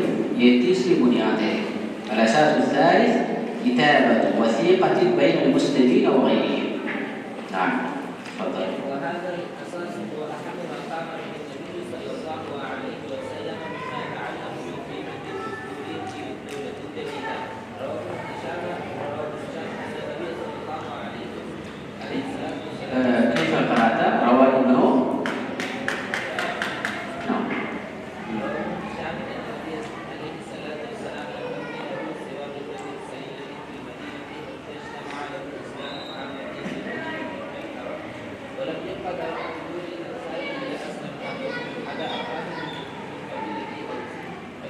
كيف عدا أفرادا أو أفراد أو كلاهما صحيح، كلاهما صحيح.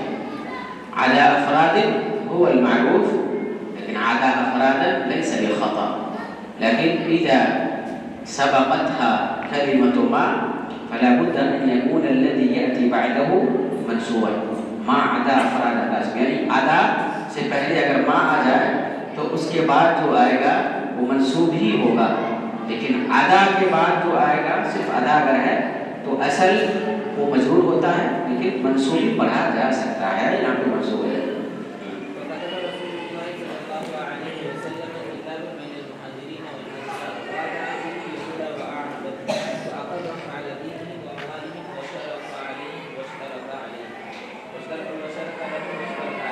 جی، کتابت وثیقہ بین المسلمین وغیرہ، مسلمانوں کے درمیان اور مدینے کے سماج میں جو دوسرے غیر مسلم موجود تھے یہود، ان کے درمیان ایک معاہدہ تیار کیا گیا، ایک دستور بنایا گیا.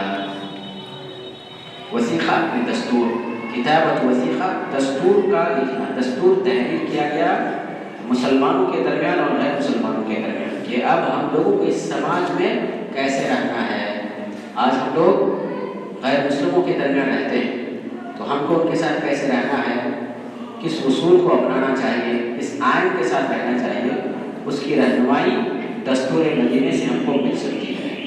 اس کی رہنمائی دستور مدینے سے مل سکتی ہے. اسلام اتنا جامع مذہب ہے اور شامل اور ہماگیر دین ہے کہ انسان جہاں کہیں بھی بسے، اقلیت میں ہو مسلمان یا اکثریت میں ہو یا خالص اسلامی ملک ہو، کہیں بھی انسان بسے، کہیں بھی رہے، اکیلا ہو، سماج کے ساتھ ہو، زندگی کا کوئی بھی میدان ہو اور کوئی بھی مرحلہ ہو، ہر جگہ، ہر میدان میں اور ہر مرحلے میں اسلام ہماری کامل رہنمائی کرتا ہے. ہمیں ہر جگہ رہنمائی مل جائے گی. اگر ہم اقلیت میں ہیں، غیر مسلموں کی تعداد زیادہ ہے، ہماری تعداد کم ہے، تو ان کے ساتھ ہمیں کیسے رہنا چاہیے، ان کے ساتھ ہمارا تعامل کیسا ہو، اسلام ہمیں بتلا دیتا ہے. یہ دستور مدینہ بہت اہم دستور ہے. اس دستور کے صحیح اور غلط، یعنی صحیح ہے، صحیح طرح سے ثابت ہے کہ نہیں ہے، یہ کلام طویل بین اہل علم کے درمیان اختلاف ہے. حتیٰ کہ ایک باحث نے کہا کہ یہ موضوع ہے، صحیح سند صحیح ثابت نہیں ہے. ابن ہشام نے اس کو، ابن اسحاق نے ذکر کیا ہے، وہاں سے ابن ہشام نے نقل کیا ہے بلا سند کے. ٹھیک ہے. ابو عبید قاسم بن سلام نے بھی اس کو ذکر کیا ہے، لیکن سند کے ساتھ ذکر کیا ہے. خلاصہ اس کا یہ ہے کہ یہ مختلف طرق کی وجہ سے انشاءاللہ قابل عمل ہے. اور یہ صحیح تو بالکل ہم نہیں کہہ سکتے ہیں، لیکن یہ کہ اس کا ثبوت ملتا ہے، کئی لوگوں سے مرضی ہے. کوئی طریق ایسا ہے مرسل ہے، کوئی طریق اس میں انقطاع ہے، کوئی طریق ایسا ہے کہ کوئی طریق ہی نہیں بلا سند ہے، مروی ہے. لیکن کل ملا کر خلاصہ یہ نکلتا ہے کہ یہ دستور مدینہ جو ہے ایک چیز تھی اور ایک ثابت ہے وہ بإذن اللہ. اور یہ کہ اس دستور کے جو کلمات، الفاظ ہیں، جو اسلوب اس کا ہے، وہ بھی اسلوب نبوی سے یا عہد نبوی کا جو اسلوب تھا اس اسلوب سے ملتا جلتا ہے. اور اس میں کوئی ایسی چیز بھی نہیں ہے جو شریعت سے ٹکرائے یا کسی حدیث کی مخالف ہو. نیز اس کے بعض بنود ایسے ہیں، یعنی بعض دفعہ ایسے ہیں جو دیگر صحیح احادیث کے اندر موجود بھی ہیں. اس اعتبار سے مجموعی طور پر یہ دستور مدینہ ثابت شدہ چیز ہے. جی، هذا الأساس وأهم ما قام به النبي صلى الله عليه وسلم مما يتعلق بالقيمة الدستورية للدولة الجديدة. یہ اساس، یہ بنیاد وأهم ما قام به النبي، نبی صلی اللہ علیہ وسلم نے جن چیزوں کو کیا ان میں بہت اہم ہے، اور اس کا تعلق ایک نئی حکومت کے دستوری قیمت سے ہے، آئینی قیمت سے ہے. یعنی آئین سے، آئین کی کیا قدر و قیمت ہوتی ہے، اس سے اس کا تعلق ہے. ابن ہشام نے روایت کیا ہے کہ نبی صلی اللہ علیہ وسلم مدینے میں کچھ ہی ایام گزارے تھے. یعنی مدینے میں آنے کے بعد کچھ ہی تھوڑی مدت کے بعد اجتماع الاسلام عامۃ المدینہ بالعرب، مدینے کے اکثر عرب کی اسلام قبول کر لیے. ولم خطاب من دون الانصار الا اسلم اهلها، اور انصار کا کوئی گھرانہ باقی ایسا نہیں تھا جس نے اسلام قبول نہ کیا. عدا افراد قبیلۃ الاوس، قبیلہ اوس کے چند افراد کے علاوہ، یعنی وہ لوگ بعض لوگ قبیلہ اوس کے ابھی تک اسلام نہیں قبول کیے تھے. تو رسول اللہ صلی اللہ علیہ وسلم نے مہاجرین اور انصار کے درمیان ایک وثیقہ، ایک معاہدہ لکھوایا، وعلى فی الیہود وعاہدہ، جس میں آپ صلی اللہ علیہ وسلم نے یہودیوں کے ساتھ معاہدہ کیا، وَأَقَرَّهُمْ عَلَى دِينِهِمْ، اور یہودیوں کو ان کے دین پر باقی رکھا، ان کے مال پر باقی رکھا، اور ان کے لیے کچھ شرطیں وضع کی، اور اپنے لیے بھی کچھ شرطیں وضع کی. ان کے لیے اور ان کے خلاف کچھ شرطیں تھیں. ظاہر بات ہے کوئی بھی معاہدہ ہوگا طرفین کے درمیان، دو آدمی کے درمیان، دو جماعت کے درمیان معاہدہ ہوگا، تو ایسا نہیں کہ ساری چیزیں کسی ایک طرف ایک جماعت کے لیے ہو جائیں. بعض چیزیں ہمیں ناگوار ہو سکتی ہیں، کسی طرفین میں سے ایک طرف کو یا فریقین میں سے ایک فریق کو بعض چیزیں ناگوار ہو سکتی ہیں، لیکن مصالحت ہو جاتی ہے، معاہدہ ہو جاتا ہے. مصلحت عامہ کو دیکھتے ہوئے دونوں فریق کے لوگ معاہدے میں متفق ہو جاتے ہیں، اگرچہ بعض چیزیں بظاہر ہوتی ہیں کہ ہمارے خلاف ہیں. تو اشترط لہم، کچھ شرطیں ایسی تھیں جو یہودیوں کو بہت پسند تھی، اور کچھ شرطیں ایسی تھیں جو ان کو پسند نہیں تھی. جیسے مثال کے طور پر کہ جب یہودیوں کے درمیان اور مسلمانوں کے درمیان کوئی اختلاف ہو جائے جس سے فتنے کا اندیشہ ہو، تو اس کا فیصلہ محمد بن عبداللہ کریں گے. تو ظاہر بات ہے یہودیوں کو پسند تو کبھی نہیں رہا ہوگا، لیکن اس کے باوجود انہوں نے معاہدہ کیا. ونحن لن نأتي، اس پیراگراف میں یہ کہنا چاہ رہے ہیں مؤلف کہ میں اس دستور کے اندر جتنے بنود تھے، دفعات تھے، بنود اور دفعات کا مطلب سمجھ رہے ہیں آپ لوگ؟ ہاں، دھارا کیا بولتے ہیں؟ دھارا بولتے ہیں. آرٹیکل، آرٹیکل سمجھتے ہیں نا؟ آرٹیکل سمجھتے ہیں؟ آئے ہند ہے، آئے ہند آرٹیکل یعنی ایک ایک جملہ، ایک ایک چیز، ٹھیک ہے، وہ آرٹیکل ہے جس میں ایک چیز بیان کر دی جائے. مثال کے طور پر یہودیوں کو انہیں اپنے دین پر عمل کرنے کی آزادی ہے، ایک آرٹیکل ہو گیا، ایک بند ہو گیا، ٹھیک ہے، ایک دفعہ ہو گیا. سمجھ رہے نا یہ؟ تو اس کے اندر کئی بنود ہیں، 20 سے زیادہ بنود ہیں، ٹھیک ہے. یہاں پہ مؤلف صرف نمایاں بنود کا ذکر کریں گے، نمایاں چیزوں کا ذکر کریں گے. پہلا بند کیا ہے؟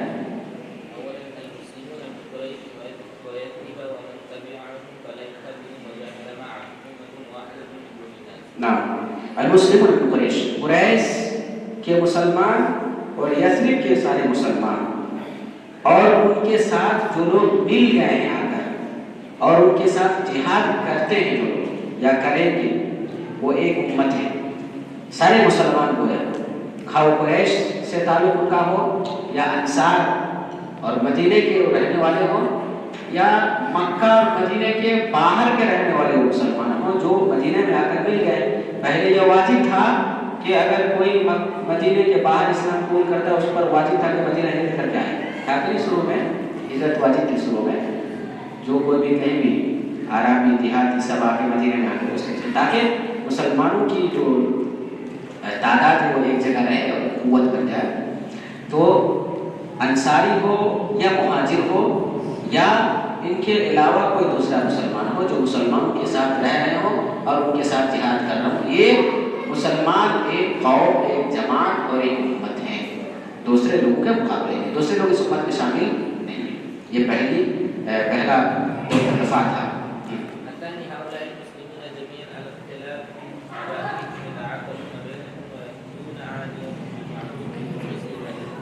جی، یہ دوسرا جو دفعہ ہے، یہ سارے مسلمان مختلف قبائل سے ہونے کے باوجود یتعاقلون بینہم، آپس میں دیت ادا کریں. دیت میں سب لوگ شامل ہوں گے، اگر کہیں دیت کی ضرورت پڑے سب لوگ چندہ کر کے اس کی مدد کریں گے. وَيَفْدُونَ عَانِيَهُمْ فَدَا يَفْدِي جان چھڑانا. عانی قیدی، اگر کوئی قیدی ہے تو اس قیدی کو سب لوگ اچھے ڈھنگ سے اور انصاف کے ساتھ اس کو چھڑائیں گے پیسے دے کر. یفدون عانیہم یا عانیہم پڑھیں گے؟ عانیہم. کیوں پڑھیں گے عانیہم؟ فتح کیوں ہوگا؟ مجاہد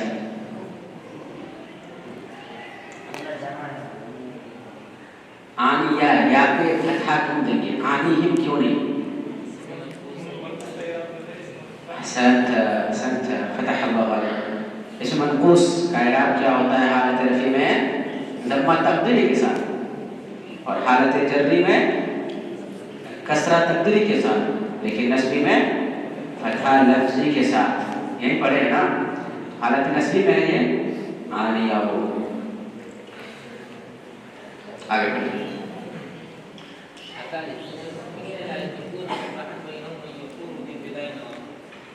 یطوف فی الفداء والآخرہ کہ سارے مومن کسی مجبور کو یا کسی مقروض کو نہیں چھوڑیں گے، بلکہ یوں ہی پیار و مددگار نہیں چھوڑیں گے، بلکہ اگر اس کو جان چھڑانے کی، اسے جان چھڑانے کی ضرورت ہو یا دیہ دینے کی ضرورت ہو تو سب لوگ تعاون کریں گے.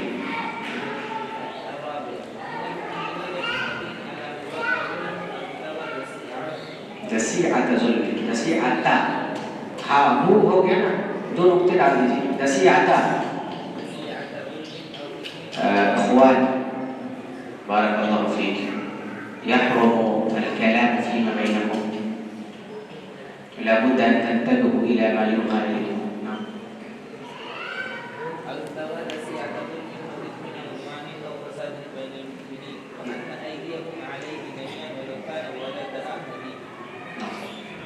چوتھا دفعہ المؤمنین المتقین، کہ تمام متقی مسلمان المومن ان میں سے جو ظلم کرے گا ان کے خلاف اٹھ کھڑے ہوں گے، ظالم کے خلاف اٹھ کھڑے ہوں گے. او ابتغاء نصیحۃ ظلم او اثم او عدوان او فساد بین المؤمنین، یا اگر کوئی آدمی ظلم کی کوشش کرے گا، گناہ کرے گا یا سرکشی کرے گا، زیادتی کرے گا اور مسلمانوں کے درمیان فساد برپا کرنے کی کوشش کرے گا، تو ایسے آدمی کے خلاف سارے متقی لوگ اٹھ کھڑے ہوں گے. وَأَنْ أَيْدِيهِمْ عَلَيْهِ جَمِيعًا وَلَوْ كَانَ وَلَدَ أَحَدِهِمْ، اور سارے لوگوں کے ہاتھ اس کے خلاف اٹھ جائیں گے، یعنی اس کے خلاف سارے مسلمانوں کو اکٹھا ہو جانا چاہیے، گرچہ مومنوں میں سے کسی کا بیٹا ہی کیوں نہ ہو. اگر وہ ظالم نکلتا ہے، ظلم کرتا ہے، گناہ کرتا ہے، زیادتی کرتا ہے، حدود کو توڑتا ہے، تو سارے مسلمانوں کو اس کے خلاف آنا چاہیے. یہ نہیں کہ قرابت داری یا رشتہ داری آگے آ جائے. آگے پانچواں جی لا یقتل المؤمن مؤمنا فی کافر، ایک مومن کسی کافر کے حق میں کسی مومن کو قتل نہیں کرے گا. کسی کافر کے بدلے ایک مومن دوسرے مومن کو قتل نہیں کرے گا. یعنی اگر کسی مسلمان نے کسی کافر کو قتل کر دیا ہے تو اس کافر کے بدلے میں مسلمان کو قتل نہیں کیا جائے گا، اس لیے کہ مسلمان معزز ہے، مکرم ہے، اللہ اس کے رسول پر ایمان رکھتا ہے، اس کا مقام زیادہ ہے. ولا ينصر كافرا على مؤمن، اور نہ ہی کسی مومن کے خلاف کسی کافر کی پشت پناہی اور مدد کرے گا.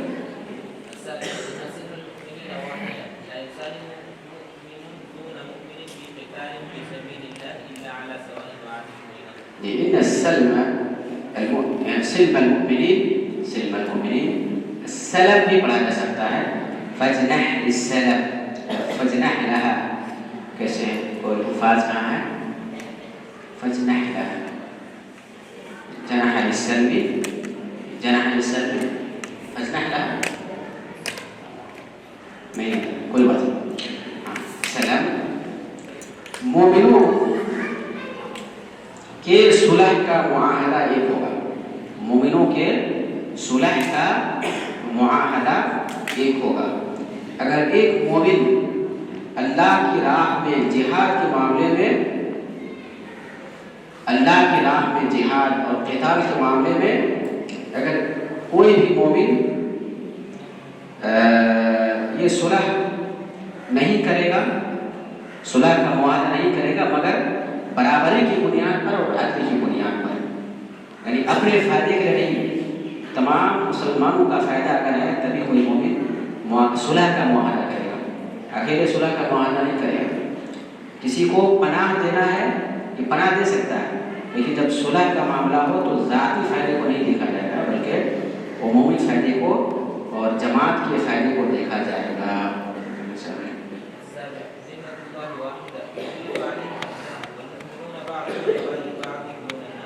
جی، ذمۃ اللہ واحد، اللہ کا ذمہ ایک جیسا ہوگا، اللہ کا ذمہ ایک ہوگا، یعنی اس کی تفصیل آگے آ رہی ہے۔ یجیب علیہم ادناہم، اگر مسلمانوں کا ایک ادنا آدمی بھی کسی کو پناہ دے دیا ہے، اللہ کا ذمہ دے دیا ہے، تو یہ تمام مسلمانوں پر یہ ذمہ نافذ ہوگا۔ کسی کو امان دے دیا ہے تو وہ امان سب پہ نافذ ہوگی۔ یجیب علیہم ادناہم والمؤمنون بعضهم موال بعض من الناس، اور مومن آپس میں بھائی ہیں، ایک دوسرے کے بھائی ہیں اور دوست ہیں۔ لا يحل لمؤمن اقر بما في الصحيفة وآمن بالله واليوم الآخر، اور کسی بھی ایسے مومن کے لیے جس نے اس صحیفے میں، اس دستور میں جو کچھ ہے اس کا اقرار کیا ہے اور اللہ اور یوم آخر پر ایمان لایا ہے، جائز نہیں ہے کہ وہ کسی بدعتی کو پناہ دے یا بدعتی کی مدد کرے، اور جو کسی بدعتی اور فسادی کی مدد کرے گا یا پناہ دے گا اس پہ اللہ کی لعنت ہوگی، اور اللہ کا غضب اور غیظ اور غصہ قیامت کے دن نازل ہوگا، اور اس کی کوئی نفلی عبادت یا فرض عبادت قبول نہیں ہوگی۔ الیہود ینفقون مع الیہود، نہیں مع المؤمنین، یہ جو دوسرا ہے یہود وہ کاٹ کے مومنین لکھیے۔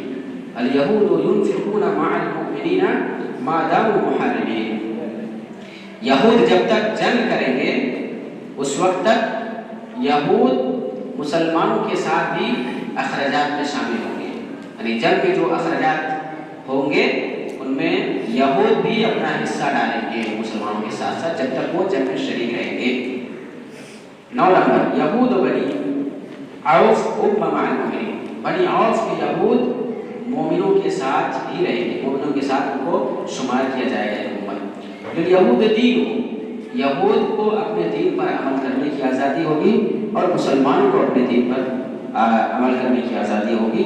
الا من ظلم واثم، سوائے اس کے جو ظالم ہو یا گنہگار ہو، جو ظلم کرے یا گناہ کرے، فإنه لا يطيع الا نفسه واهل بيته، یعنی لا يهلك یا لا يضر، تو وہ اپنے آپ کو اور اپنے اہل خانہ کو ہی نقصان پہنچائے گا۔ 10 نمبر، ان علی اليهود نفقتهم وعلى المسلمين نفقتهم، یہود خود اپنے اخراجات کے مالک ہیں اور مسلمان اپنے اخراجات کے مالک ہیں۔ وَإِنَّ بَيْنَهُمْ النَّصْرَ، ان دونوں کے درمیان مدد ضروری ہے۔ ہر اس شخص کے خلاف جو اس صحیفے کے خلاف، اس دستور کے خلاف جنگ چھیڑنے کی کوشش کرے تو یہود اور مسلمانوں کو مل کر مدد کرنے کی ضرورت ہے ایسے محاربین کے خلاف۔ كل ما كان بين أهل هذه الصحيفة من حدث أو اشتجار يخاف فساده فإنما رده إلى الله عز وجل وإلى محمد رسول الله صلی اللہ علیہ وسلم۔ اس دستور کو ماننے والوں کے درمیان، بین اہل هذه الصحیفہ، اس دستور کو ماننے والے کے درمیان اگر کوئی معاملہ ہو جائے من حدث، یا کوئی جھگڑا ہو جائے جس سے فساد کا اندیشہ ہو، تو اس کا فیصلہ اللہ اور اس کے رسول کریں گے، اللہ رسول کی طرف اس کو پھیر دیا جائے گا۔ من خرج من المدینہ آمن ومن قعد آمن الا من ظلم واسما، مدینے سے جو نکل کر کہیں آباد ہونا چاہتا ہے وہ بھی مامون رہے، اور جو مدینہ ہی میں رہے گا وہ بھی مامون رہے گا، سوائے اس کے جو ظلم کرے گا یا گناہ کرے گا۔ ان اللہ علی اصدق ما فی هذه الصحیفہ وابرہ وان اللہ جار لمن بر واتقى، اس صحیفے کے اندر جو سچی باتیں ہیں اس پر اللہ گواہ ہے، اور جو اچھی اور نیک باتیں ہیں اس پہ اللہ گواہ ہے، اور جو نیکی کرے گا، اللہ سے ڈرے گا، اللہ اس کا پڑوسی ہوگا، یعنی اللہ اس کا ساتھی اور اس کا ساتھ دے گا۔ یہ کچھ اہم بنود اور اہم دفعات اور اس دستور کی کچھ اہم کڑیاں تھیں جن کو آپ نے پڑھا. یہ کتنا جامع اور کتنے جامع اور کتنے اہم دفعات ہیں. کسی بھی ملک کے لیے، سماج کے لیے، حکومت کے لیے یہ 3 چیزیں ضروری ہوتی ہیں. سماج، اسلامی سماج کے لیے بطور خاص یعنی مسجد کی تعمیر سب سے پہلے ہو، اس کے بعد مواخات، بھائی چارہ. اس کے لیے ہم لوگوں کو کوشش کرنی چاہیے. آج بھائی کے خون کا پیاسا بنا ہوا ہے، پڑوسی کا دشمن بنا ہوا ہے، یعنی قبیلے کا دشمن ہے، محارب، متصادم، اور آئے دن جھگڑے ہوتے ہیں، مقدمات، کیس، اور نہ جانے غلط جھگڑے اور کیس اور مقدمات میں کروڑوں امت کے مسلمانوں کے پیسے ضائع ہو رہے ہیں. تو ہمیں ضرورت ہے کہ سیرت نبوی سے درس لے کر اور یہاں سے فیض حاصل کر کے فائدہ اٹھا کر سماج اور معاشرے کو جوڑنے کا کام ہم کریں. ورنہ پھر سیرت پڑھنے کا کیا فائدہ؟ یعنی اگر آپ اس کو اپلائی نہیں کر سکتے ہیں تو ہمیں کیوں فائدہ؟ ہم پڑھتے ہیں اس لیے کہ ان پہ ہم عمل کریں، چیزوں کو اس لیے پڑھتے ہیں ان پہ عمل کریں. تو آپ نے پڑھا رسول اللہ صلی اللہ علیہ وسلم نے کس طرح سے 2 متحارب قوموں کو جوڑ دیا اور بھائی بنا دیا. اور ایک گھر کے افراد، 2 قبیلے کے افراد جو آپس میں لڑ رہے تھے، جھگڑ رہے تھے، مر مٹ رہے تھے، ان تمام کو متحد کر دیا، متفق کر دیا، دوست بنا دیا، بھائی بنا دیا. تو اسی طرح سے سماج اور معاشرے میں اگر جھگڑا ہے 2 قبیلے کے درمیان، 2 گروپ اور 2 فریق کے درمیان، تو اس جھگڑے کا تصفیہ کرنا آپ کا کام ہے، آپ صلح کرانا آپ کا کام ہے.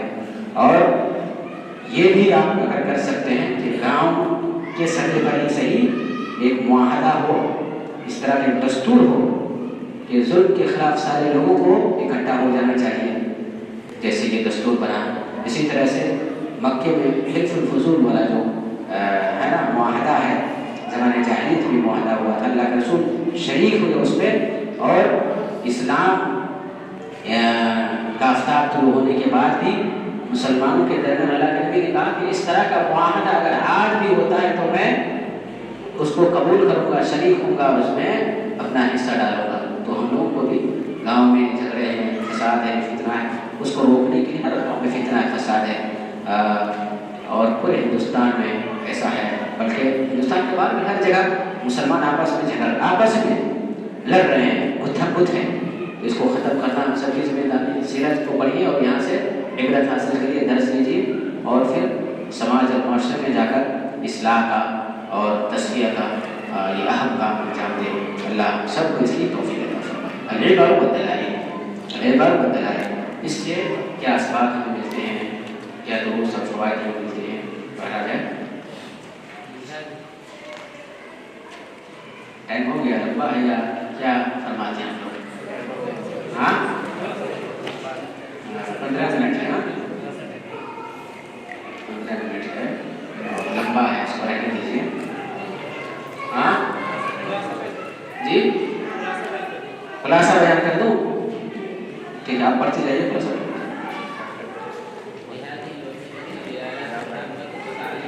چلیے 1 منٹ بس کیجیے.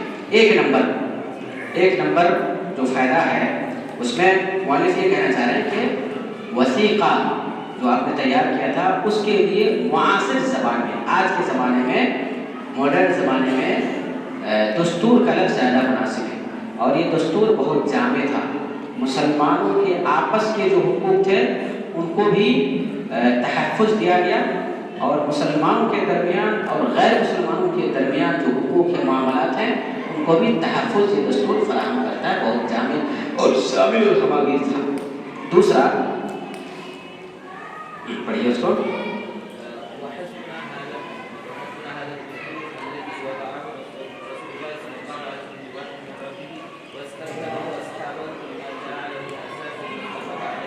جی، یہ دوسرا جو ہے کہ یہ دستور اللہ کے نبی صلی اللہ علیہ وسلم نے خود بنوایا، خود لکھوایا، اللہ کے حکم سے ایسا ہوا. اور اللہ کے نبی صلی اللہ علیہ وسلم نے یہودیوں کے درمیان اور مسلمانوں کے درمیان اس معاہدہ کو تیار کروایا کہ غیر مسلموں کے ساتھ کیسے رہنا ہے اور کس طرح کا معاملہ اور کس طرح کا سلوک کے ساتھ کرنا ہے. تو نہایت اہم ہے کہ اللہ کی طرف سے تیار کروایا گیا ہے یہ دستور. جی بس کیجیے بس کیجیے. یہ جو تیسرا فائدہ ہے اس میں یہ بتلانے کی کوشش کی گئی ہے کہ یہ جو وثیقہ تھا، یہ دستور تھا، یہ عدل اور انصاف اور برابری، یہ مساوات پر مبنی تھا. مساوات پر مبنی تھا. آپس میں مسلمانوں کو کیسے شروع کرنا چاہیے اور غیر مسلموں کے ساتھ بھی جو ہمارا معاملہ وہ بھی عدل و انصاف پر مبنی ہونا چاہیے. تو یہ وثیقہ، یہ دستور عدل و انصاف پر مبنی معاملات اور مبنی بنود پر مشتمل تھا. چوتھا پڑھیے.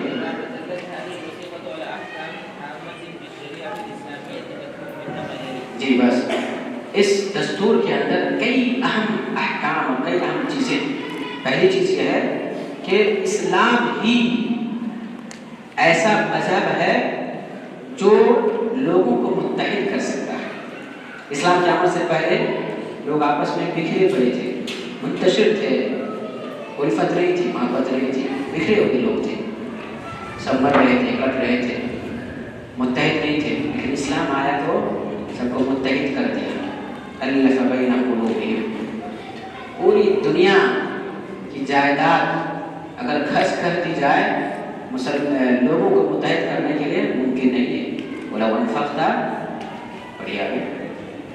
ہاں نہیں ہے. ولو انفقت الی آخر الآیہ. اس کا مفہوم یہ ہے کہ اگر بہت زیادہ مال بھی خرچ کرتے تھے مسلمانوں کے درمیان اتحاد پیدا کرنے کے لیے ممکن نہیں تھا. لیکن اسلام آیا، اسلام نے اپنے روشن تعلیمات کے ذریعے اور احکام کے ذریعے مسلمانوں کو متحد کر دیا. اسلام ہی مسلمانوں کو متحد کر سکتا ہے. ثانیہ، ہاں تو دوسرا جو بند ہے وہ بڑا اہم ہے کہ مسلم سماج کو ایک دوسرے کا معاون اور متعاون ہونا چاہیے. سماج کے تمام لوگوں کو ایک دوسرے کے کام آنا چاہیے، ایک دوسرے کی مدد کرنی چاہیے. تکافل و تضامن کا جذبہ ہمارے اندر ہونا چاہیے. رابعاً ثالثاً، یہ تیسرا جو بند ہے وہ اس بات پہ بات کرتا ہے کہ مسلمانوں کے درمیان مساوات ہو، برابری ہو، اونچ نیچ کا یہ فرق ختم ہو جانا چاہیے، کالے برے کا یہ امتیاز مٹ جانا چاہیے، مساوات اور برابری ہو. رابعاً، جی یہ رابعاً. چوتھا یہ کیا ہے جو کہ 12واں بند ہے وہ یہ ہے کہ جو ہم فیصلہ کریں عادلانہ فیصلہ، ہم مسلمانوں کے درمیان ہو یا غیر مسلموں کے اور مسلمانوں کے درمیان، وہ کوئی بھی قضیہ کوئی بھی مسئلہ ہو وہ عادلانہ ہو. اور یہ عادل اور یہ انصاف صرف ہماری شریعت کے اندر موجود ہے. تو یہ دستور نہایت اہم اور کارآمد اور جامع غماغیر اور شامل دستور ہے. تو گویا آج یہ نئے سماج ایک نئے معاشرے کی تشکیل کے لیے جو چیزیں ضروری ہیں ان میں سے 3 چیزیں بہت اہم ہیں جو بنیاد کی حیثیت رکھتی ہیں. پہلی چیز مسجد کی تعمیر ہو، دوسری چیز مواخات، محبت اور بھائی چارہ قائم کیا جائے معاشرے کے افراد کے درمیان، اور تیسری چیز ایک آئین، ایک دستور ہو جو لوگوں کے حقوق کی حفاظت کا ضامن ہو. یعنی چند باتوں اور چند امور کی تدریس کے بعد آج کا یہ درس اور آج کی مجلس ختم ہوتی ہے اس دعا کے ساتھ کہ اللہ رب العالمین ہم نے جو کچھ پڑھا ہے اس پر عمل کرنے کی توفیق عطا فرمائے، اور اللہ رب العالمین ہمارے اندر بھی مسجد سے محبت کرنے اور مسجد کو آباد کرنے، آپس میں محبت بھائی چارہ پیدا کرنے اور آئین اور اسلامی دستور کے مطابق زندگی بسر کرنے کی توفیق دے. آمین. وصلی اللہ علی نبینا محمد وعلی آلہ وصحبہ وسلم تسلیما کثیرا. طالبات جا سکتی ہیں.